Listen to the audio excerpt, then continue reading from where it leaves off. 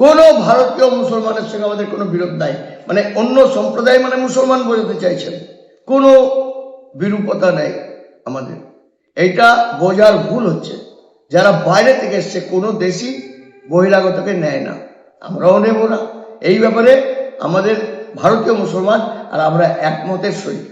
আর এখানে এখানে আমি যতদিন প্রশাসনে ছিলাম, মিউনিসিপ্যালিটির চেয়ারম্যান ছিলাম দীর্ঘ 5 বছর, কোনোদিন এখানে কোনো অশান্তি গণ্ডগোল হয়েছে? আমি প্রমাণ দিতে পারছি যে আমার সময়ে হয়নি, আমার প্রশাসনে হয়নি। আজকেও বলছি যে আগামী দিনে দেখবেন বেলডাঙ্গা শান্তির জায়গা হবে, কোন রকম উত্তেজনা থাকবে না। যদি শান্তির জায়গা না থাকে তাহলে মানুষ কাজ পাবে? শান্তিতে ব্যবসা চলবে? মানুষকে শান্তিতে বসবাস করতে হবে একসাথে। আর আমি প্রমাণ করব যে এই অন্য সম্প্রদায়ের লোক ভোট দেবে না, এটা মিথ্যে। অন্য সম্প্রদায়ের ভোটেই আমি জিতব। আমাকে যদি অন্য সম্প্রদায়ের ভোট না দেয় তাহলে আমি জিতবো কি করে? আমি কনফিডেন্ট।